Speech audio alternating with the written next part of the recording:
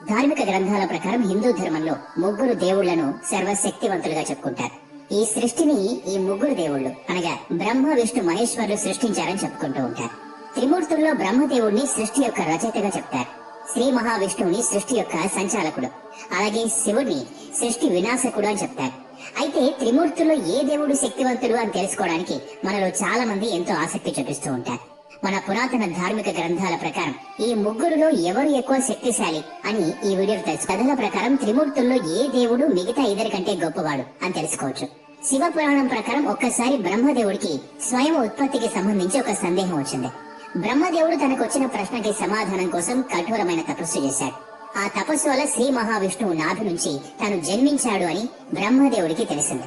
బ్రహ్మదేవుడు సృష్టి రచయిత అనే అహంకారంతో శ్రీ మహావిష్ణువు దగ్గరికి వెళ్లి ఇలా అన్నాడు: విష్ణు, నేను నీకంటే శ్రేష్టమైన వాణ్ణి అన్నాడు. అప్పుడు విష్ణు, నీ జన్మ నా ద్వారా జరిగింది, అందుకే నీకంటే నేనే ఎక్కువ శ్రేష్టమైన వాణ్ణి అని తనన్నాడు. అహంకారంతో ఇద్దరు కూడా మాటలు యుద్ధం చేస్తూనే ఉన్నారు. దూరం నుంచి శంకరుడు ఇదంతా గమనిస్తూ ఉన్నాడు. వాళ్ల మధ్య జరుగుతున్న మాటల యుద్ధాన్ని ఆపడానికి శంకరుడు వాళ్ల మధ్యలో అగ్నితో మండుతున్న ఒక స్తంభం రూపంలో ప్రత్యక్షమయ్యాడు. ఆ స్తంభానికి ఎక్కడా కూడా ఆది లేదు, అలాగే అంతం కూడా లేదు. ఆ సమయంలో ఒక వాయిస్ వినిపిస్తూ ఉంది: మీ ఇద్దరిలో ఎవరైతే ఈ స్తంభానికి స్టార్టింగ్ లేదా ఎండింగ్ పాయింట్ కనిపెడతారో వాళ్లే గొప్పవాళ్లు అవుతారు అని. అది విని బ్రహ్మదేవుడు అగ్ని స్తంభం పై భాగానికి, విష్ణు కింద భాగానికి వెళ్లసాగారు. అలా బ్రహ్మ విష్ణువుడు ఇద్దరు కూడా ఎంతసేపు ప్రయాణం చేసినా అగ్ని స్తంభం యొక్క ఆది అలాగే అంతాన్ని కనిపెట్టలేకపోయారు. చివరికి అలసిపోయి వెనక్కి వచ్చేశారు. అలా వెనక్కి వచ్చేసిన శ్రీ మహావిష్ణువు తన ఓటమిని అంగీకరించాడు. కానీ బ్రహ్మదేవుడు మాత్రం ఈ అగ్ని స్తంభం యొక్క ఎండింగ్ పాయింట్ ను కనిపెట్టేశాడు అని అబద్ధం చెప్పాడు. బ్రహ్మదేవుడు అబద్ధం చెప్పడంతో శివుడికి చాలా కోపం వచ్చింది. అలా కోపంతో భయంకరమైన వీరభద్రుడి అవతారం ఎత్తాడు. ఆ అవతారంలో శివుడు బ్రహ్మదేవుడి 5వ ముఖాన్ని తన చిటికెన వేలుతో నరికేశాడు. బ్రహ్మదేవుడు ఏ ముఖంతో అయితే అబద్ధం చెప్పాడో అదే ముఖాన్ని శివుడు కట్ చేశాడు. అంతేకాదు బ్రహ్మాండంలో తనకి పూజలు ఎవరూ చేయరు అని శివుడు బ్రహ్మదేవుడికి శాపం విధించాడు. అలాగే విష్ణువుకు తనతో సమానంగా పూజలు జరుగుతాయని శివుడు ఆశీర్వదించాడు. శివ పురాణం ప్రకారం శంకరుడే త్రిమూర్తుల్లో సర్వశక్తివంతుడు. భగవద్గీత ప్రకారం ఒకానొక సమయంలో సప్త ఋషులు త్రిమూర్తుల్లో ఎవరు ఎక్కువ శక్తివంతులు అని చర్చలు చేస్తూ ఉన్నారు. అప్పుడు సప్త ఋషుల్లో ఒకడైన భృగ మహర్షికి బ్రహ్మ, విష్ణు, మహేశ్వరుడికి ఒక పరీక్ష పెట్టాలి అనే ఆలోచన వచ్చింది. దాంతో ఆ ముగ్గురులో ఎవరు శక్తివంతులు అని తెలిసిపోతుంది అని భృగ మహర్షి ఆలోచన వచ్చిన వెంటనే ఆయన బ్రహ్మదేవుడి దగ్గరికి వెళ్లి బ్రహ్మకి ప్రణామాలు చెప్పలేదు. అప్పుడు బ్రహ్మదేవుడికి చాలా కోపం వచ్చింది. అయితే మహర్షి బ్రహ్మదేవుడి యొక్క మానస పుత్రుడు కాబట్టి బ్రహ్మ కొంచెం కోపాన్ని అణుచుకున్నాడు. ఆ తర్వాత బ్రహ్మదేవుడి దగ్గర నుంచి కైలాసానికి వెళ్ళాడు. మహర్షిని చూసి శంకరుడు తన తపస్సును విరమించి మహర్షిని పలకరించడానికి వెళ్ళాడు. మహర్షిని కౌగిలించుకోవాలి అనుకున్నాడు. కానీ మహర్షి శంకరుడికి వద్దు అని చెప్పాడు. అంతేకాదు, శివుడితో మీరు ఆలోచించకుండా ఎవరికి పడితే వాళ్ళకి వరదానాలు ఇవ్వటం వల్ల ఈ సృష్టిలో ఎన్నో సమస్యలు వస్తున్నాయి, అందుకే నేను మీ పలకరింపుని స్వీకరించలేదు అని మహర్షి చెప్పాడు. దాంతో మహాదేవుడికి చాలా కోపం వచ్చి మహర్షి మీద త్రిశూలాన్ని ఎత్తాడు.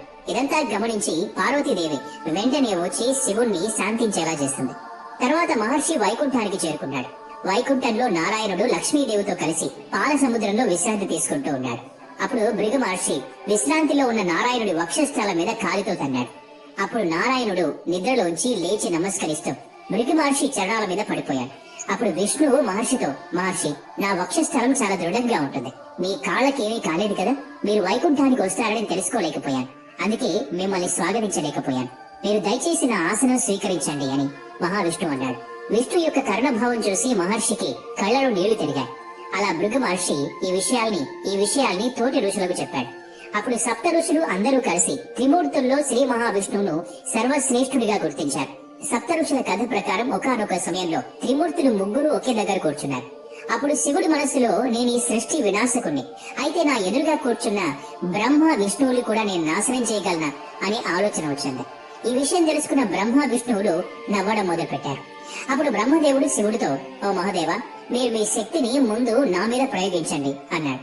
అప్పుడు శివుడు తన శక్తిని బ్రహ్మదేవుడి మీద ప్రయోగించడంతో బ్రహ్మ కాలిపోయి బూడిదలా మారిపోయాడు. బూడిదలా మారిన బ్రహ్మ చూసి శివుడు, ఇప్పుడు ఈ సృష్టిని ఎవరు రచిస్తారు అని చింతించడం మొదలు పెట్టాడు. ఆ సమయంలో బూడిద లోపల నుంచి, ఓ మహాదేవ, నాకేం కాలేదు, నేను కాలిపోవడం వల్ల ఈ బూడిద ఏర్పడింది అని శబ్దం వినిపించింది. ఆ తర్వాత వెంటనే బ్రహ్మదేవుడు మళ్లీ ప్రత్యక్షమయ్యాడు. ఆ తర్వాత శ్రీ మహావిష్ణువు శివుడితో, ఓ మహదేవ, ఇప్పుడు మీ శక్తుల్ని నా మీద ప్రయోగించండి అన్నాడు. అప్పుడు శివుడు విష్ణువు మీద తన శక్తిని ప్రయోగించి విష్ణువుని కూడా బూడిదలా మార్చేశాడు. శంకరుడి ఆ బూడిద ఇంకా శక్తిని ఉపయోగించడం వల్ల ఆ బూడిద కూడా మాయమైపోయింది. కానీ ఒక్క కణం మిగిలి ఉంది. ఆ ఒక్క కణం నుంచి విష్ణువు మళ్లీ ప్రత్యక్షమయ్యాడు. తర్వాత శివుడికి మనసులో తనను తానే వినాశనం చేసుకుంటే బ్రహ్మ విష్ణువులు ఇద్దరు కూడా నాశనం అయిపోతారా అనే ఆలోచన వచ్చింది. ఎందుకంటే సృష్టి వినాశకుడే లేకపోతే ఇంకెవరైనా ఎలా జీవించి ఉంటారు అని శివుడి ఆలోచన. వెంటనే శివుడు తన మీద తానే శక్తిని ప్రయోగించి బూడిదలా మారిపోయాడు. ఈసారి శివుడితో పాటు బ్రహ్మ విష్ణువులు కూడా బూడిదలా మారిపోయారు. ఆ తర్వాత బ్రహ్మాండంలో 4 వైపులా చీకటి కమ్ముకుంది. తర్వాత బూడిద నుంచి ముందుగా బ్రహ్మ ఉత్పన్నమయ్యాడు.